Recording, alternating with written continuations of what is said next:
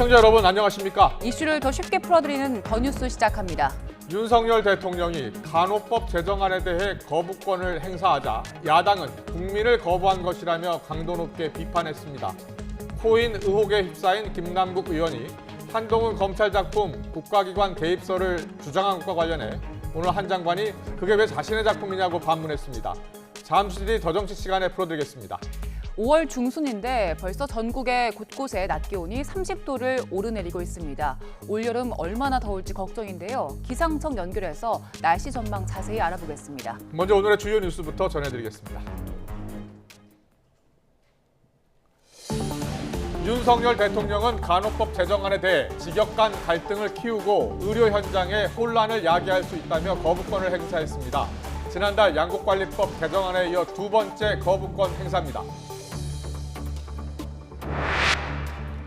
이에 대한간호협회는 단체 행동에 나서겠다고 밝혔습니다. 다만 국민 생명과 안전을 담보로 한 파업을 하진 않겠다며 단체 행동 수위를 논의하고 있습니다. 검찰이 김남국 의원과 관련된 가상화폐 거래소 등 두 곳에 대해 이틀째 압수수색을 벌이고 있습니다. 잠시 뒤 여야는 국회 윤리특별위원회 구성과 일정을 논의합니다. 청소년을 겨냥한 마약 범죄가 기승을 부리는 가운데 17살 여고생을 마약에 중독시켜 범행에 가담시킨 마약 판매 조직이 구속 기소됐습니다. 충북 청주에서 7번째 구제역 확진 농가가 나왔습니다. 구제역 농가를 방문했던 축산 차량 여러 대가 다른 농가 수백 곳을 방문했던 만큼 이번 주가 확산의 고비가 될 전망입니다. 오늘도 서울이 한낮 기온이 30도, 경북 경주는 무려 34도까지 치솟는 등 한여름 더위가 기승을 부리고 있습니다. 냉방기기 사용 급증이 예상되는데 올여름 전기요금 폭탄 피하는 방법 잠시 뒤에 알려드립니다. 윤석열 대통령이 국무회의에서 더불어민주당 주도로 국회를 통과한 간호법 제정안에 대해서 제2요구권을 행사했습니다. 윤 대통령은 간호법이 의료 전문 직역 사이에 과도한 갈등을 불러일으켜 국민 불안감을 초래한다고 설명했는데요. 취재기자 연결해 자세히 알아보겠습니다. 박석영 기자. 네, 용산 대통령실입니다. 네, 윤 대통령이 예상대로 간호법 제정안 거부권을 행사했는데요. 그 이유를 어떻게 설명했습니까? 네, 윤 대통령은 오늘 국무회의에서 간호법 제정안에 대해 직접 생각을 밝히면서 국민 건강을 앞세웠습니다. 국민 건강은 그 무엇보다도 바꿀 수가 없다며 정치 외교도 경제 산업 정책도 모두 국민 건강 앞에는 후순위라고 강조했습니다. 또 국민 건강은 다양한 의료 전문 직역의 협업으로 지킬 수 있는데 이번 법안은 직역 사이 과도한 갈등을 불러일으키고 있다고 우려했습니다. 간호 업무의 탈의료기관화가 건강에 대한 국민 불안감을 초래하고 있다고도 말했는데요. 직접 들어보겠습니다. 이번 간호 법안은 이와 같은 유관 직역 간의 과도한 갈등을 불러일으키고 있습니다. 또 간호 업무의 탈의료기관화는 국민들의 건강에 대한 불안감을 초래하고 있습니다. 이어서 직역 간 협의나 국회 수기 과정에서 이러한 사회적 갈등이 해소되지 못해 아쉽다고 덧붙였는데요. 이에 따라 윤 대통령은 거부권 행사가 불가피하다는 정부와 여당의 건의를 수용하고 국무회의 심의 의결을 통해 법안을 국회로 돌려보내기로 했습니다. 지난달 4일 윤 대통령은 초과 생산된 쌀을 정부가 의무 매입하는 양국관리법 개정안에 대해 첫 거부권을 행사했는데요. 이번 간호법 제2요구로 취임 이후 두 번째 거부권을 행사하게 됐습니다. 간호법 제정안은 현행 의료법에 있는 간호사 업무 규정을 별도로 분리해 자격과 처우 등을 개선하는 게 큰 골자인데요. 활동 범위를 지역사회로 확장하는 등의 구절이 직역 간 갈등의 뇌관이 됐습니다. 앞서 여당이 중재안을 제시하기도 했지만 지난달 27일 야당의 일방 처리로 국회 본회의를 통과했습니다. 지금까지 용산 대통령실에서 YTN 박석영입니다. 윤석열 대통령이 간호법 제정안에 대해 거부권을 행사하자 간호협회는 약속을 파기했다며 정치적 책임을 묻겠다고 강하게 반발했습니다. 의사협회 등은 환영의 뜻을 밝히면서 내일로 예고한 연대 총파업은 하지 않기로 했습니다. 취재기자 연결합니다. 신유정 기자. 네, 사회 2부입니다. 네, 간호법 거부권 행사에 간호계가 강하게 반발하고 있죠? 네, 그렇습니다. 대한간호협회는 오늘 오전 11시 용산 대통령실 앞에서 긴급 기자회견을 열고 윤석열 대통령의 간호법 제정안 거부권 행사를 규탄했습니다. 김연경 협회장은 윤 대통령의 간호법 제정 약속은 근거와 기록이 넘치는데 언제 그랬냐는 듯 약속을 파기했다고 비판했습니다. 그러면서 윤 대통령에게 정치적 책임을 묻고 총선 기획단 활동을 통해서 간호법을 파괴한 정치인과 관료들도 단죄하겠다고 밝혔습니다. 직접 들어보겠습니다. 대통령은 언제 그랬냐는 듯이 간호법 제정 약속과 공약을 파기한 것이다. 공정하고 상식적이지 못한 불의한 정치인과 관료들을 2023년 총선 기획단 활동을 통해 단죄하고 파면하는 투쟁을 전개할 것을 선언하는 바이다. 간호협회는 단체 행동에도 나서기로 했는데요. 오늘 오후 대표자 회의를 열고 단체 행동 수위와 방식 등을 논의할 예정인데 이르면 내일부터 시행할 가능성도 있는 것으로 알려지고 있습니다. 다만 의사협회처럼 국민의 생명과 안전을 담보로 한 파업은 하지 않을 계획이라고 선을 그었는데요. 간호협회 관계자는 면허 범위 내에서 주어진 행위만을 하는 준법 투쟁을 하겠다고 말했습니다. 특히 PA, 즉 진료보조 간호사의 경우 의사 부족 문제로 의사들의 일을 대체하거나 보조하는 경우가 있는데 이를 거부할 수도 있다고 밝혔습니다. 또 면허증 반납이나 1인 1정당 가입하기처럼 내년 총선을 앞두고 목소리를 키울 수 있는 다양한 단체 행동 등도 거론되고 있습니다. 네, 간호법에 반대해온 의사협회 또 간호조무사협회는 내일로 예고했던 총파업을 벌이지 않기로 했다고요? 네, 그렇습니다. 대한의사협회와 대한간호조무사협회 등 13개 단체가 구성한 보건복지의료연대는 내일 연대 총파업을 보류하기로 했습니다. 보건복지의료연대는 오늘 낮 긴급 기자회견을 열고 국무회의 결과에 아쉬움이 있지만 17일로 계획한 연대 총파업은 국회 재의결 시점까지 보류하겠다고 밝혔습니다. 그러면서 법안 처리가 원만히 마무리될 때까지 상황을 예의주시하면서 대응하겠다고 덧붙였습니다. 의료연대는 간호법과 함께 의료인 면허 취소 사유를 범죄 구분 없이 금고 이상의 형을 선고받은 경우로 확대하는 내용의 의료법 개정안, 이른바 의료인 면허 취소법에 대해서도 거부권 행사를 요구해 왔는데요. 거부권이 행사되지 않은 데 대해서는 아쉽게 생각한다며 국회에서 신속히 재검토할 것을 요구했습니다. 다만 간호법 거부권 행사에 대해서는 국회의 입법 독주를 타개한 최선의 결정이라며 환영의 뜻을 밝혔습니다. 지금까지 사회 2부에서 YTN 신윤정입니다. 네, 국회로 가보겠습니다. 간호법 제정안에 대한 윤석열 대통령의 거부권 행사에 여야 반응 극명하게 엇갈렸습니다. 검찰의 강제 수사가 본격화한 김남국 의원의 가상화폐 투자 논란에 대해선 일단 여야가 국회 차원의 징계를 심의할 윤리특별위원회 구성을 논의하기로 했습니다. 취재기자 연결합니다. 나혜인 기자. 네, 국회입니다. 네, 간호법 거부권 행사에 관한 여야 반응부터 정리해 주시죠. 네, 윤석열 대통령이 거부권을 행사한 간호법 제정안은 국회로 다시 넘어와서 재의결 절차를 밟아야 합니다. 이와 관련해 국민의힘은 의료체계 붕괴법으로 인한 혼란을 막기 위해 윤 대통령이 불가피한 결단을 했다고 평가했는데 직접 들어보시죠. 의료체계를 무너뜨리고 보건의료계 갈등을 유발하는 법률안에 대한 불가피하고 당연한 선택입니다. 더불어민주당의 정략적 목적만을 위한 입법권의 남용은 어떤 경우에도 허락되지 않을 것입니다. 반면 더불어민주당 박광훈 원내대표는 간호법이 통과되는 과정에서 정부와 여당이 갈등 중재와 합의를 위해 어떤 노력을 했느냐며 윤 대통령이 기어이 국민과 맞서는 길을 택했다고 비판했습니다. 민주당 소속 의원 10여 명은 오전 윤 대통령이 거부권을 행사한 직후 용산 대통령실 앞에서 규탄 기자회견을 열기도 했는데요. 민주당의 공식 논평도 들어보시죠.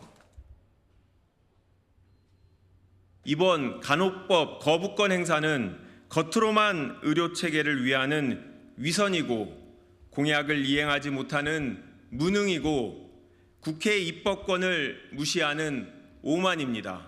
지금이라도 거부권 행사를 철회하시기 바랍니다. 김남국 의원의 가상화폐 투자 논란과 관련해서는 연일 검찰의 압수수색이 이어지고 있는데요. 정치권은 어떻게 움직이고 있습니까? 네, 일단 더불어민주당은 김 의원이 이용한 가상화폐 거래소 등을 검찰이 연일 압수수색하는 건 어차피 예정된 수순이었다며 큰 의미를 두지 않는 분위기입니다. 다만 검찰이 압수수색에 나서면서 당 차원의 진상조사는 흐지부지 되는 게 아니냐는 전망이 나오고 있습니다. 진상조사단 일원인 김한규 원내대변인은 국회에서 기자들과 만나 당을 떠난 김 의원에게 자료 제출 협조를 요청했지만 아직 답변을 듣지 못했다고 어려움을 토로하기도 했습니다. 당내에선 지도부의 대응이 미온적이라는 비판도 계속 이어지는 가운데 국민의힘 윤재욱 원내대표는 민주당이 탈당한 김 의원을 지나치게 보호한다며 정치의 기본인 도덕성까지 부정하는 비상식의 극치라고 공세를 이어갔습니다. 또 법제사법위원회 전체 회의에 참석하고자 국회를 찾은 한동훈 법무부 장관은 앞서 김 의원이 자신의 가상화폐 투자 논란을 한 장관 작품이라고 언급한 것을 두고 강한 어조로 비판했는데요. 직접 들어보시죠. 이번처럼 김남국 의원이 몰래 코인하다가 금융당국에 걸린 게 왜 제 작품이라고까지 하는지 저도 참 궁금합니다.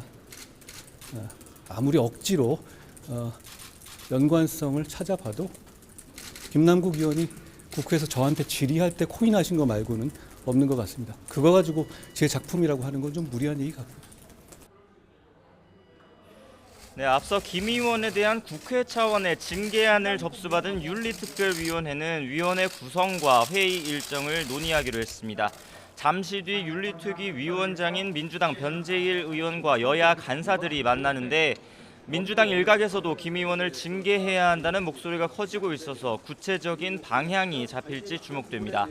지금까지 국회에서 전해드렸습니다.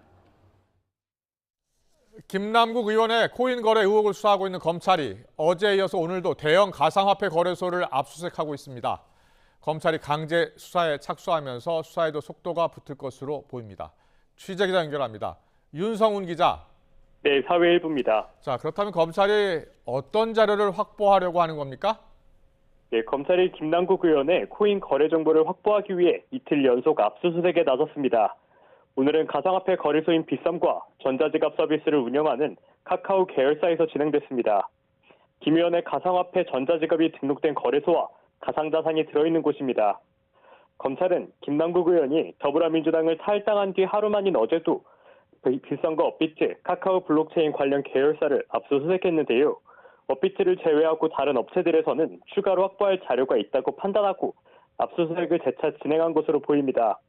앞서 검찰은 지난해 10월 말 금융정보 분석원에서 김 의원의 가상화폐 지갑에 이상 거래가 있다는 통보를 받고 수사에 착수했습니다. 이후 두 차례에 걸쳐 김 의원의 코인 지갑 등에 대한 압수수색 영장을 청구했지만 모두 기각됐습니다. 그런데 최근 김 의원의 가상자산 거래를 둘러싼 의혹이 커지면서 법원이 세 번째 영장 청구 끝에 강제 수사 필요성을 인정한 겁니다.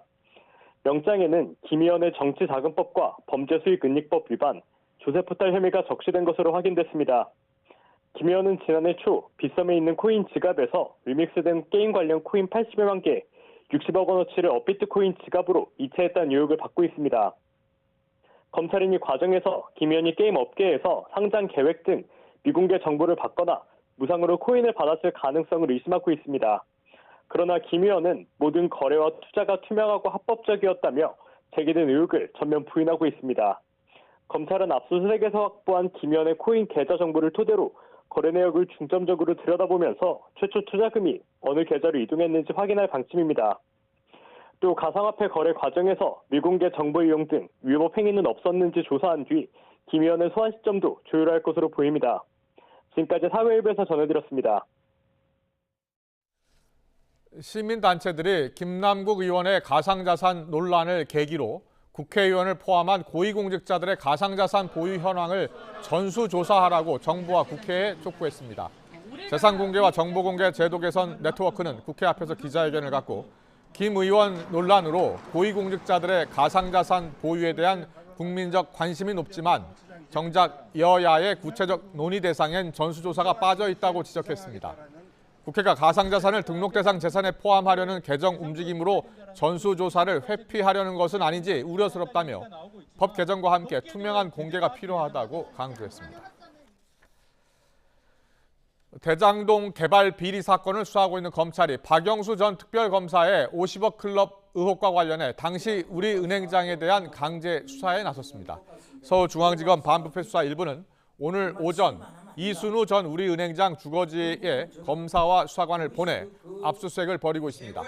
이 전 은행장은 지난 2014년 박 전 특검이 우리은행 사회이사회 의장으로 재직하던 당시에 우리은행장을 역임했습니다.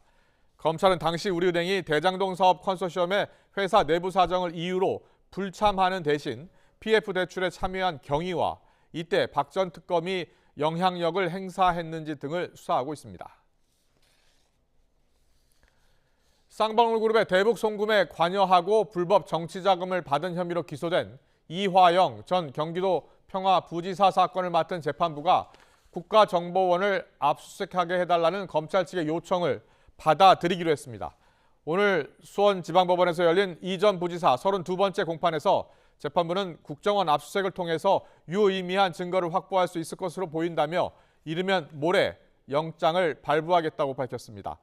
앞서 지난주 안부수 아태평화교류협회장은 이 전 부지사 공판에 증인으로 나와 북한과 스마트팜 사업비 지원을 협의하는 과정이 국정원에 보고됐다고 주장했고, 검찰은 지난 12일 국정원에 대한 압수수색 영장 발부를 촉구하는 의견서를 법원에 제출했습니다. 네, 실종센터입니다. 접수하고 찾는 거 도와드리려고 최대한 노력하고 있어요. 조금만 기다려 주실까요?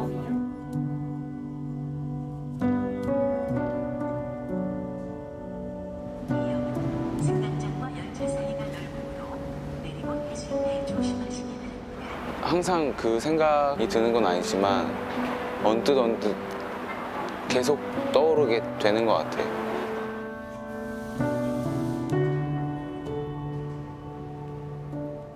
즐겁게 웃고 있다가도 내가 이래도 되나 싶은 생각도 들고, 저희는 아직도 그 시간에 멈춰 있는 것 같은데 남들은 그렇지 않은 것 같아요. 네.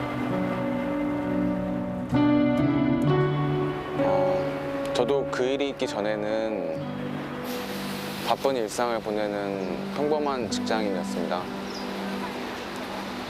사람들과 웃고 떠들고 차도 한 잔 마시면서 그냥 여유로운 날들을 보냈었던 것 같아요. 가족을 잃고 나서 제 삶에 또 많은 변화가 찾아왔어요.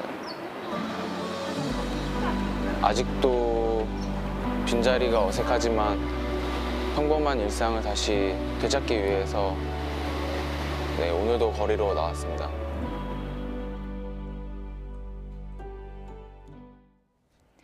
이태원 참사가 발생한 지 오늘로 200일이 됐지만 공식 추모 공간은 아직도 마련되지 않았습니다. 참사 현장은 사실상 방치돼 있고 서울시청의 임시 분향소는 언제 철거될지 알 수 없는 상황이어서 공식 추모 공간 조성이 시급하다는 지적입니다. 강민경 기자가 보도합니다.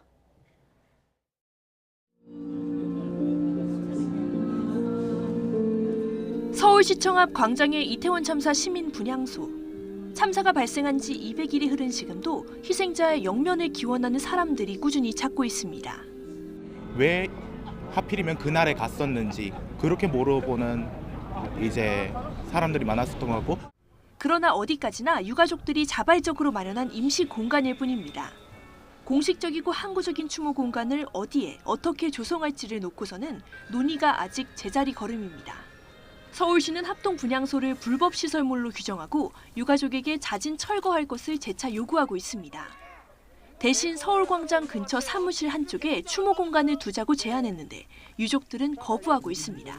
시민이 오가는 야외에 추모 공간을 설치해야 사회적 관심을 환기할 수 있다는 이유에서입니다. 시민분들이 많이 지나다니는 공간이어야 이제 시민분들이 조금 더 우리의 진실을 알 수 있게 되고 저희 참사에 대해서 조금 더 명확하게 관심을 가져줄 수 있을 것 같거든요. 양측의 입장이 평행선에 달리는 사이 추모의 마음은 보존되지 않은 채 하루하루 닳아 없어지고 있습니다. 이태원역 1번 출구 앞 참사 현장. 언제 그런 참사가 일어났냐는 듯 시든 꽃만 무심히 이곳을 지킵니다. 밝고 지른 참사 현장의 추모 쪽지들은 이렇게 야외에 방치된 채 빠르게 빛이 발해가고 있습니다. 전문가들은 참사가 반복되는 걸 막잔 사회적 의지를 보여주고 유가족의 일상 회복을 돕기 위해서라도 제대로 된 추모 공간이 꼭 있어야 한다고 강조합니다. 떠나보내는 시민들도 이런 추모 공간을 마련함으로써 어떤 힐링 효과를 갖는 것이기 때문에 추모 공간이라고 하면 인적이 드문 공간에 위령탑만 덩그러니 세우는 기존 방식도 기피 시설이란 인상을 줄 수 있어 바꿔야 한다는 지적입니다. 도심 한복판에 그라운드 제로란 대규모 공원을 만들어서 9.11 테러 희생자들을 기리는 미국 등 해외 사례를 검토할 필요가 있어 보입니다. YTN 강민경입니다.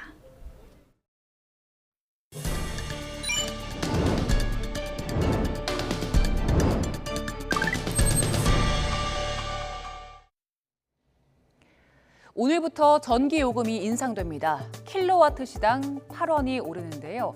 사용량에 따라서 얼마나 늘어날까요? 4인 가족의 한 달 평균 전기 사용량이 332킬로와트시 정도인데 인상에 따라 올해 전기 요금은 지난해보다 12,000원 넘게 늘고요. 월 400킬로와트시를 쓰는 가정은 84,000원 정도가 나와서 지난해보다 15,000원 넘게 더 내야 합니다. 또 500킬로와트시를 쓰는 집은 2만 원 가까이 부담이 커집니다. 오늘 서울 낮 기온이 30도라서 당장 냉방기기를 트는 가정이 많을 텐데 다음 달 전기요금 고지서 걱정되시지요? 국민의 부담을 줄이기 위해 정부는 보완책도 함께 내놨습니다. 정부는 다양한 보완책을 마련을 하고 있습니다. 예를 들면 작년에 비해서 올해 전기를 적게 쓰면 1kWh에 최대 100원까지 현금으로 이렇게 돌려주는 정부 예산으로 돌려주는 조치도 취하고 있어서 만약에 작년보다 좀 더 아껴 쓰신다면 작년에 비해서 오히려 부담이 줄 수도 있는 상황이고요. 다만 올해 폭염이 현재 예정되어 있어서 부담 증가는 좀 불가피해 보이긴 합니다. 올여름 냉방비 폭탄을 피하기 위해서는 몇 가지 기억해 두시는 게 좋습니다. 전기요금에는 누진제가 적용되죠. 이렇게 세 구간으로 나뉘는데 전기를 많이 쓸수록 기존 요금이 크게 오릅니다. 덥다고 에어컨을 마음껏 틀면 전기요금 폭탄을 맞을 수도 있는 건데요. 냉방기를 더 많이 트는 7, 8월 여름철에는 사용자들의 부담을 줄이기 위해 누진 기준을 확대하고 있습니다. 당정은 오는 7월부터 누진제 구간을 추가적으로 완화하는 방안도 검토한다고 밝혔습니다. 누진제의 핵심은 내 사용량이 어떤 구간에 해당되는지 모르고 마음껏 전기를 쓰다가 전기요금 폭탄을 맞을 수 있다는 건데요. 누진 구간을 잘 확인하면서 전기 사용량을 조절해야 요금 폭탄을 피할 수 있습니다. 이달 31일부터 한전 온 앱을 통한 요금 시뮬레이션 서비스가 시행되는데요. 계량기로 사용량을 확인해서 앱에 입력하면 월간 예상 요금과 소비 패턴 등을 알 수 있습니다. 또 생활 속에서 전기 사용을 줄일 수 있는 방법 몇 가지 더 알아보지요. 먼저 냉장고, 냉장실은 전체 용량의 60%만 채우는 게 좋습니다. 그래야 냉기가 잘 돌아서 냉장 효과가 좋고요. 반대로 냉동실은 꽉 채워야 전력 소모를 줄일 수 있는데요. 냉동된 음식의 냉기가 옆에 다른 음식으로 전달되는 만큼 다닥다닥 붙여서 가득 넣는 게 좋습니다. 또 에어컨과 선풍기는 같이 틀고 바람 방향을 같게 해서 쓰는 게 좋고요. 밥솥의 보온 기능은 가능한 쓰지 않는 게 전기 절약에 도움이 됩니다. 생활 속에서 쉽게 실천할 수 있는 전기 절약으로 올여름 냉방비 폭탄 피하시면 좋겠습니다. 자, 이렇게 전기 요금은 올랐지만 전력 구입 단가보다 판매 단가가 더 높은 역마진 구조가 여전해서 한전의 경영 정상화는 쉽지 않을 걸로 보입니다. 정부는 전기료 추가 인상 가능성에 대해 좀 더 지켜보겠다는 입장입니다. 박홍구 기자입니다. 한전은 지난 3월 기준 1kW당 전기를 173.3원에 사서 139.3원에 판매했습니다. 1kW에 34원씩 손해보고 전기를 팔았다는 얘기입니다. 이런 역마진 구조로 인해 한전은 지난 1분기에만 6조 2천억 원의 적자를 봤습니다. 이번에 전기료를 8원 올려 전력 판매 수익은 2조 6천억 원 정도 늘 것으로 추산됐지만 역마진은 여전하고 지난 2년간 쌓인 적자액 39조 원도 해소하기 힘든 상황입니다. 따라서 3분기와 4분기에 전기료 추가 인상 여지가 크지만 정부는 일단 지켜보자는 입장입니다. 현재로서는 예단하고 있지 않고요. 글로벌 에너지 가격 동향이라든지 한전과 가스공사가 에너지 공기업들의 재무 상황이라든지 이런 것들. 산업부는 지난해 말 국회에 제출한 한전 경영 정상화 방안에서 올해 전기요금을 1kW당 51.6원 올리겠다고 밝혔습니다. 하지만 1, 2분기 합쳐 인상액은 21.1원에 그쳤고 내년 총선을 앞두고 정치권이 또다시 요금 조정에 개입할 경우 하반기 추가 인상은 쉽지 않아 보입니다. 앞으로 전기료 추가 인상의 가장 큰 변수는 국제 에너지 가격 변화입니다. 전력 도매 가격을 좌우하는 LNG 가격은 최근 안정세지만 날씨가 덥거나 추워지면 급등할 우려가 있습니다. 더위가 오거나 또 겨울에 또 추위가 오게 되면 사람들이 가스를 쓰는 양이 늘어나잖아요. 그럼 전 세계적으로 이제 가스 가격이 또 올라갈 것이고 그렇게 되면 뭐 우리가 또 걱정한 역마진의 폭이 더 커질 수도 있는 거죠. 2분기를 절반이나 보내고 한전 사장이 사퇴하는 등 진통 끝에 결국 8원 인상한 전기요금. 앞으로 한전의 경영 개선 전망도 글로벌 기상 상황과 국제 정세 등에 따라 좌우될 수밖에 없는 불안한 상황입니다. YTN 박홍구입니다. 윤석열 정부의 탈원전 정책 폐기 국정 기조에 맞춰 신한울 원전 3, 4호기 제작이 본격화됐습니다. 어제 경남 창원 두산 에너빌리티 공장에서 이창양 산업통상자원부 장관 등이 참석한 가운데 신한울 3, 4호기 주기기 제작 착수식이 개최됐습니다.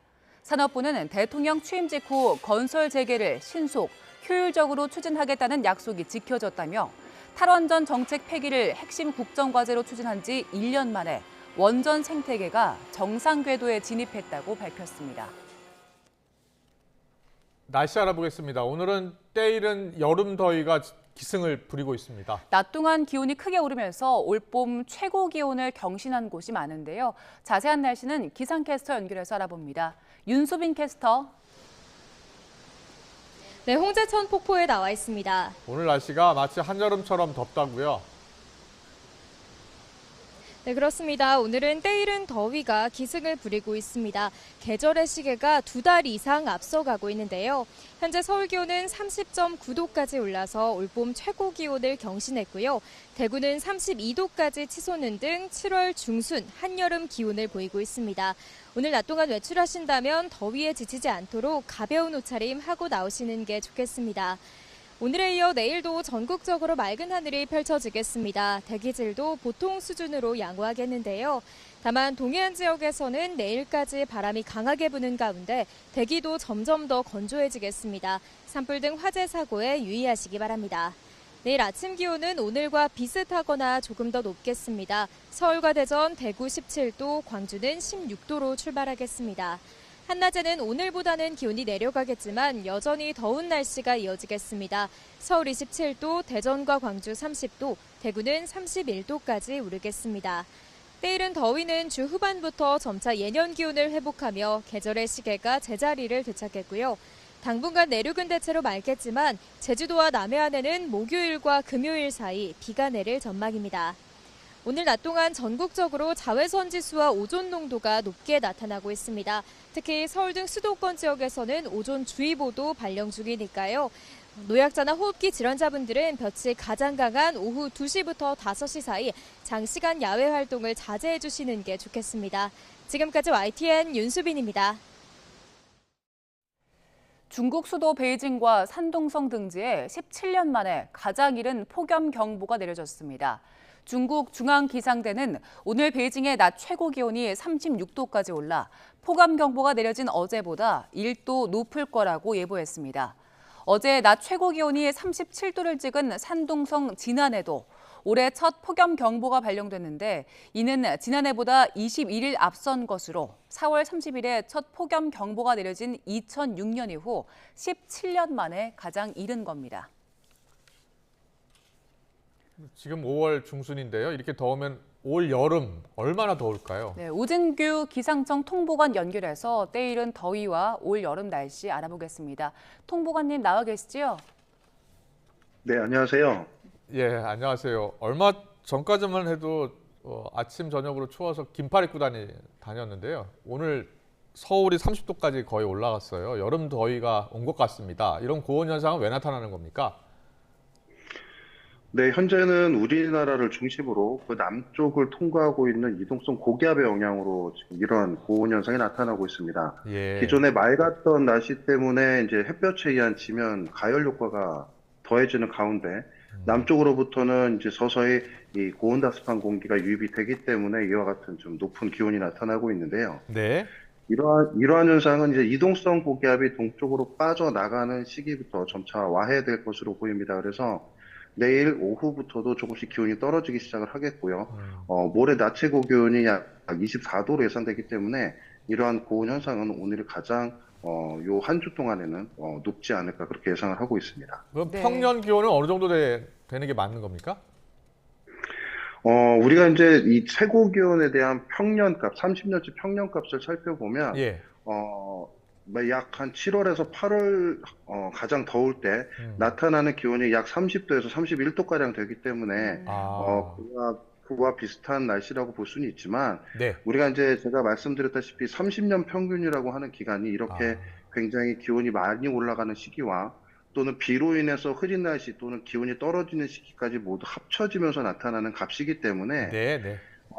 일반적으로 맑은 날씨에서 기온이 좀 오르게 되면 평년보다는 좀 높은 기온을 보이게 되는 게 일반적이라고 보시면 되겠습니다. 네, 이동성 고기압 빠져나가면은 다시 조금 기온이 내려갈 거라고 말씀하셨는데 그래도 벌써부터 이렇게 더우면 올여름에는 얼마나 더울까 이런 걱정하는 분들 많은데요. 이번 여름 더위는 어떻게 전망하세요?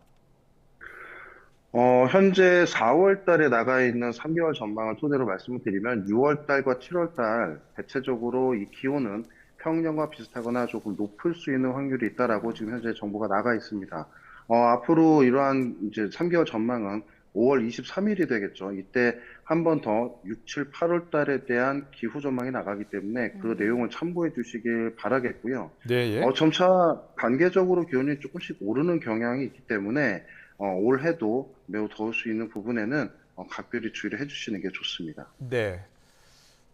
지구 온난화 때문인지 매년 기온이 조금씩 오르고 있는데요. 작년보다는 조금 더 높을 것으로 예상된다. 이렇게 알고 있으면 되겠습니까? 작년보다는 아니고 평년에 비해서 비슷하거나 조금 높을 수 있다. 이렇게 이해를 하시면 되겠습니다. 네. 그러면 작년보다 더 낮을 수도 있고 평년보다는 좀 높을 것이다. 알겠습니다. 자, 그러면 지구 온난화 때문에 이렇게 온도가 조금씩 오르고 있다. 이렇게 이해하면 되겠습니까? 네, 그렇지만 우리가 이제 지구 온난화라고 하는 어떤 기후적 변화 경향에 대해서의 기온 상승은 굉장히 서서히 오르는 그러한 형태가 있습니다. 네. 앞으로 다가오는 여름도 굉장히 무더운 날은 찜통같이 더운 날이 예상이 되지만 또 반대로 기온이 낮은 날도 있을 수 있기 때문에 이러한 이 기온이 오르락 내리락 하면서 굉장히 기온이 변동하는 폭 안에서 조금씩 상승을 하는 경향이 있는 거기 때문에 이런 기후 변화로 인해서 올해 여름이 굉장히 더울 것이다라고 이렇게 이해하시는 거는 조금 무리가 있고요. 그렇군요. 네. 지나치게 걱정할 필요는 이제, 없다라고 이해하면 되겠네요. 네, 매년 이제 여름은 계속 더워지는 그러한 시기이기 때문에 각별한 건강 관리가 필요하다고 이해하시면 되겠습니다. 기상청이 올해부터 폭염특보 체제를 조금 바꿔서 운영을 하는데 체감 온도를 기반으로 바꾸더라고요. 이게 기존 체제와는 어떻게 달라지는 겁니까? 네, 과거 기상청에서 운영하던 폭염특보는 단순한 기온을 기준으로 이 폭염특보를 발표를 해왔습니다. 33도를 기준으로 이틀 이상 지속될 것으로 예상이 될 때 이제 이 폭염특보를 발표를 했었는데요. 3년 전부터 시험 운영 기간을 거쳐서 이 단순한 기온에 이 습도를 합쳐 사람들이 굉장히 불쾌해지고 이 건강상으로 조금 더 치명타를 입을 수 있는 상황을 연구를 해서 이런 습도와 온도를 합산을 한 또 다른 체감 온도를 산출을 해서 폭염특보를 이 체감 온도 기준으로 운영한다라는 그러한 계획입니다. 네, 올해부터 체감 온도를 기반으로 이제 운영을 한다라고 말씀해 주셨는데 올 여름 휴가 준비하시는 분들 많아서요. 장마 이야기 여쭤볼게요. 6월 말부터 7월 말까지 한 달 정도 보통 장마 기간인데 그때쯤으로 생각하면 되겠습니까? 네, 지금으로서 뭐 이러한 장마가 언제 시작될 거다라고 확언을 드리긴 조금 어렵습니다. 다만 예.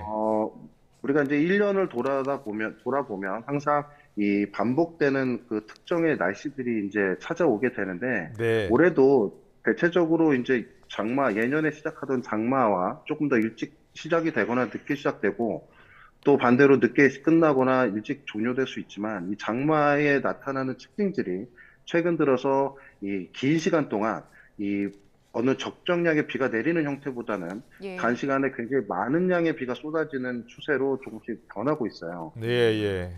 네, 이렇게 되면은 우리가 실제로 그 비가 굉장히 우리에게 도움이 되는 형태보다는 생명에 위협을 가할 수 있고 재산에도 막대한 지장을 줄 수 있는 형태로 변화하고 있기 때문에 올해 장마 기간이 언제 시작될 것이다라는 확언을 드릴 수는 없지만 굉장히 갑자기 내리는 비로 인해서 이 피해를 받을 수 있는 부분이 존재하기 때문에 이러한 부분에 대해서는 각별히 주의를 해주셔야 한다.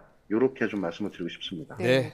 그리고 최근에 온라인에서 관심이 많았던 게 있는데 한 컴퓨터 운영체제 날씨 예보가 이번 7월 달에 사흘 정도 빼고는 다 비가 내린다고 예보를 했더라고요. 근데 이게 가능성이 있는 얘기입니까? 네, 결론부터 말씀을 드리자면 그 나갔던 정보가 맞고 틀릴지는 아무도 모릅니다. 근거가 굉장히 적고 검증이 이루어지기 되게 어려운 그러한 형태로 나가 있어요. 예.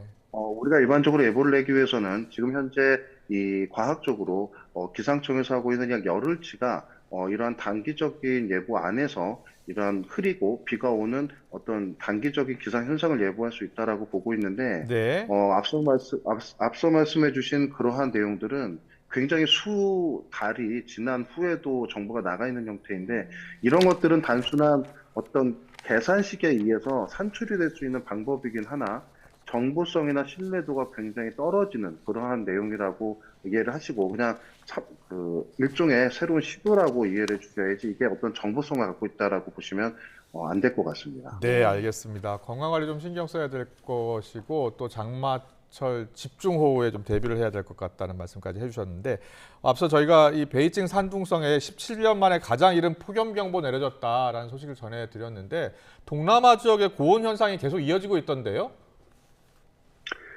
네, 이제 여름철로 접어들기 시작하면 이 동남아 쪽은 우리나라보다 저위도에 위치를 하고 있습니다. 이때쯤이 되면 이제 우리가 이제 전문 용어로는 몬순이라고 하는데 남쪽으로부터 이 북쪽으로 불어드는 고온다습한 공기가 굉장히 강해지는 이 계절풍이 시작되는 시기거든요.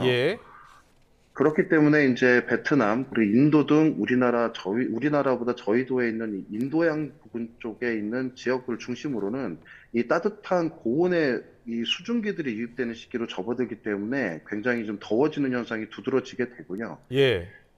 이후에 이제 우리나라는 이제 북태평양 고기압이 확장하는 시기가 되는 이 7월 달부터 본격적으로 이러한 현상들이 잘 나타난다고 보시면 되겠습니다. 네.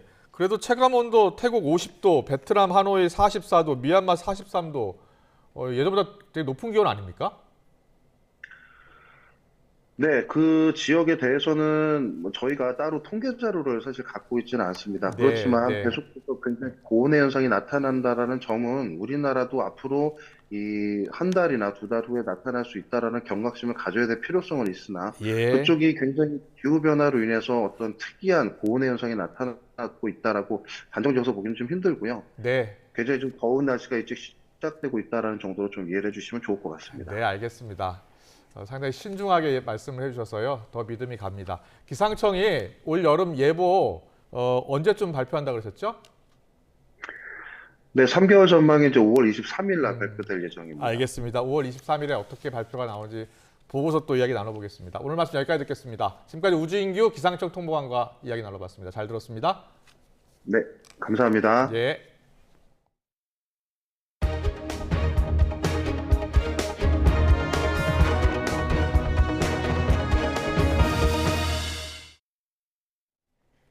상습 마약 투약 혐의를 받고 있는 배우 유아인 씨가 경찰에 두 번째로 출석했습니다. 서울경찰청 마약범죄수사대는 오늘 오전 9시부터 유아인 씨를 불러서 조사하고 있습니다.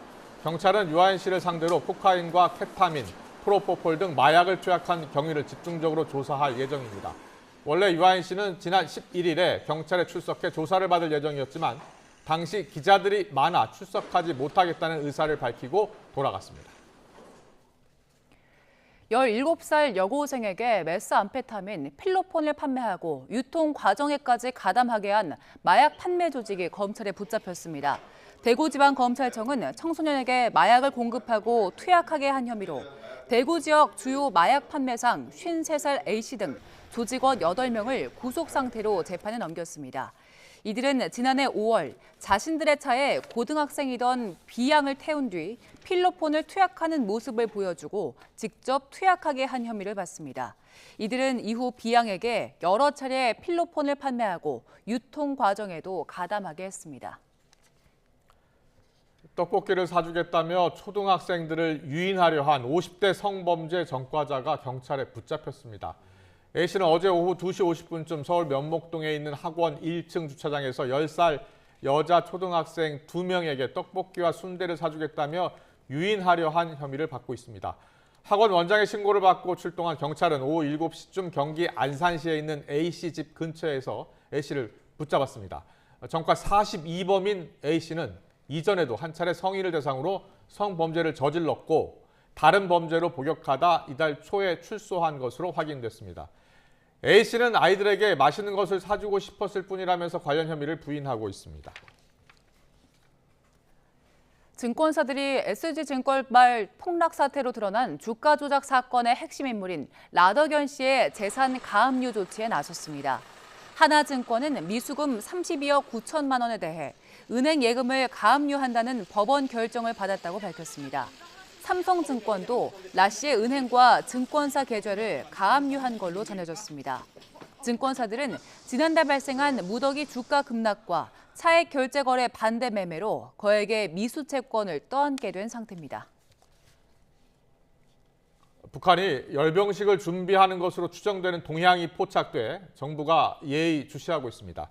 미국의 소리 VOA 방송에 따르면 지난 14일부터 15일 미국 상업위성업체 플래닛랩스의 위성 사진을 토대로 분석한 결과 평양 미림 비행장 북쪽 공터에 차량 50에서 100대가 있는 모습이 포착됐습니다. 아직 병력이나 다른 장비는 식별되지 않았는데 이 장소는 북한이 열병식 훈련을 앞두고 차량을 주차하는 곳이어서 열병식 훈련 개시로 해석할 수 있다고 VOA는 설명했습니다. 국방부와 통일부는 이와 관련한 동향을 면밀히 주시하고 있다고 밝혔습니다. 앞으로 북한이 열병식을 개최할 가능성이 있는 주요 계기를 보면 올해 70주년이 되는 6.25 전쟁 정전 기념일인 7월 27일이 꼽히고 있습니다.